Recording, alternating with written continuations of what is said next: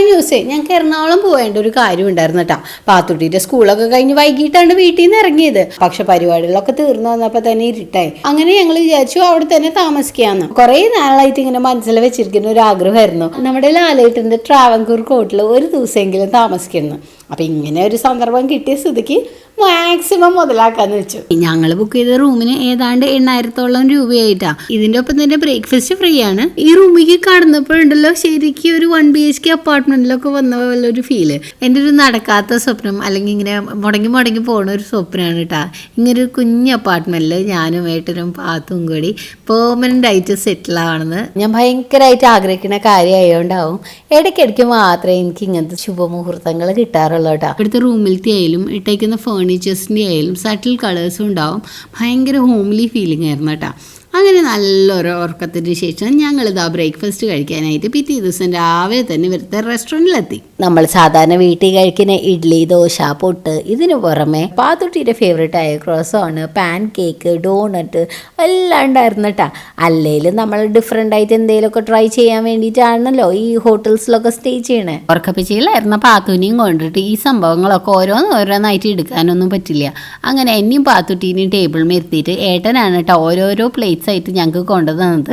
എല്ലാത്തിൽ നിന്നും ഓരോ വെറൈറ്റി അങ്ങോട്ട് എടുത്തു. എന്നിട്ട് ഏട്ടൻ കഴിച്ചതോ മസാല ദോശ. അത് വിട്ട് ഒരു കളിയുമില്ല. പുതിയതായിട്ട് അവനൊന്നും ട്രൈ ചെയ്ത് നോക്കില്ല കേട്ടോ. ഒക്കെ എന്നോട് കഴിച്ചു നോക്കാൻ പറയും. ഞാൻ ഓക്കെ ആണ്, കുഴപ്പമൊന്നും ഉണ്ടാവില്ല കേട്ടാ, ഇന്നതിൻ്റെ ടേസ്റ്റ് പോലെയാണ്, അങ്ങനെയൊക്കെ കൺഫേം ചെയ്ത് പറഞ്ഞിട്ടുണ്ടെങ്കിൽ വേണമെങ്കിൽ ഇച്ചിരി ഒന്ന് കഴിച്ചു നോക്കും. കഴിച്ച് വയറ് തന്നപ്പോഴേ പാത്തിട്ട് ഇതാ വീണ്ടും ഉറക്കമായിട്ട് എൻ്റെ വണ്ടി കിടന്നിട്ട് ബ്രേക്ക്ഫാസ്റ്റ് ഇവിടുത്തെ ഇത്രയും അടിപൊളിയാണെന്ന് കരുതിയേ ഇല്ല. ചില ഹോട്ടൽസിലൊക്കെ ഉണ്ടല്ലോ കോംപ്ലിമെൻ്ററി ബ്രേക്ക്ഫാസ്റ്റ് എന്നൊക്കെ പറയുമ്പോൾ അവർ ഭയങ്കരമായിട്ട് ഒപ്പിക്കുന്ന മാതിരിയൊക്കെ തോന്നും ഡിഷസ് ടേസ്റ്റ് ചെയ്യുമ്പോൾ കേട്ടോ. പക്ഷെ ഇവിടെ അങ്ങനെയില്ല, എല്ലാതും ഒന്നിനൊന്നും മെച്ചമാണ്. അതുകൊണ്ട് തന്നെ ഞങ്ങൾ രണ്ടാളും തമ്മിൽ ഈറ്റിംഗ് ചാലഞ്ച് ആയിരുന്നു. ഞാൻ ഡയറ്റ് ചെയ്യാന്നൊക്കെ വിചാരിച്ചതാണ്. പിന്നെ ഇതൊക്കെ കാണുമ്പോൾ എങ്ങനെയാണ് നമ്മൾ കഴിക്കാണ്ടിരിക്കണേ. ഒരു ഡിഷ് തന്നെ ഇങ്ങനെ കഴിച്ചുകൊണ്ടിരിക്കുകയെന്ന് വിചാരിച്ചിട്ടുണ്ടെങ്കിൽ വേണ്ട, വയറ്റിൽ കുറച്ച് സ്പേസ് എങ്കിലും ഇടാം, വേറെ കുറേ ഡിഷസ് ട്രൈ ചെയ്യാനില്ലേ. അപ്പോൾ അങ്ങനെ ഒരു ചിന്ത വരും. അങ്ങനെ ഞങ്ങൾ കുറേ നേരം ആ റെസ്റ്റോറൻറ്റിൽ തന്നെ ചിലവഴിച്ചു കേട്ടോ. അവസാനം അവരുടെ ബ്രേക്ക്ഫാസ്റ്റ് ടൈമൊക്കെ കഴിഞ്ഞപ്പോഴാണ് ഞങ്ങൾ ഇറങ്ങിയത്. റൂമിൽ ചെന്ന് കുറച്ച് നേരത്തെ വായിക്കുന്നതിന് ശേഷം ഞങ്ങൾ ഇതാ വീണ്ടും ലഞ്ചിനായിട്ട് എത്തി. ഡിഷസും കൊണ്ട് ഇവർ ആ ടേബിളൊക്കെ അറേഞ്ച് ചെയ്തേക്കുന്നത് കാണുമ്പോൾ തന്നെ വയറങ്ങട് നിറയും കേട്ടോ. കുട്ടികളെ വായിക്കാനുള്ള ഡെസേർട്ട് സെക്ഷൻ്റെ അവിടെ നിന്ന് പാത്തുട്ടി എത്ര വിളിച്ചിട്ടും പോരുന്നുണ്ടായിരുന്നില്ല. ഇത് കണ്ടിട്ടുണ്ടെങ്കിൽ പിന്നെ വേറെ എന്ത് വെറൈറ്റി ഫുഡ് ഉണ്ടെന്ന് പറഞ്ഞിട്ടുണ്ടെങ്കിലും പിള്ളേർ കഴിക്കുമോ. അങ്ങനെ ഒരുക്കി വെച്ചിരിക്കുന്നതിന്ന് പാത്തുട്ടി ഒരു ഐസ്ക്രീം കോൺ അങ്ങോട്ട് എടുത്തു. ഐസ്ക്രീം അല്ല കേട്ടോ, ശരിക്കും മുകളിൽ ക്രീമാണ്, ക്രീമിൻ്റെ ഫ്രോസ്റ്റിംഗ് ചെയ്ത് വെച്ചേക്കുന്നതാണ്. അതിൻ്റെ ഉള്ളിൽ ലെയറായിട്ട് ബ്ലൂബെറിയുടെ ജാം പോലത്തെ ഒക്കെ ഉണ്ട്.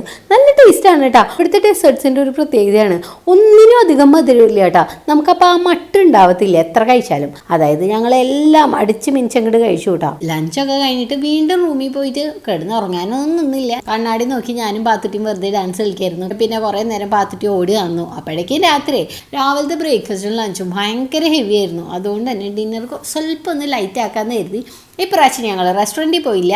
ഇവരുടെ തന്നെ കഫേ ഉണ്ട് കേട്ടോ ഉള്ളിൽ, റിസപ്ഷൻ്റെ ഓപ്പോസിറ്റ് ആയിട്ട്. അങ്ങോട്ടേക്ക് വിട്ടു. അവിടെ എത്തിയിട്ട് ലൈറ്റ് ആയിട്ട് ഒരു കുഞ്ഞു ഡോണറ്റും ഒരു സാൻഡ്വിച്ചും കുഞ്ഞു ബർഗറും പിന്നെ ഒരു കോക്ടെയിൽ ജ്യൂസേ ഓർഡർ ചെയ്തോളൂ.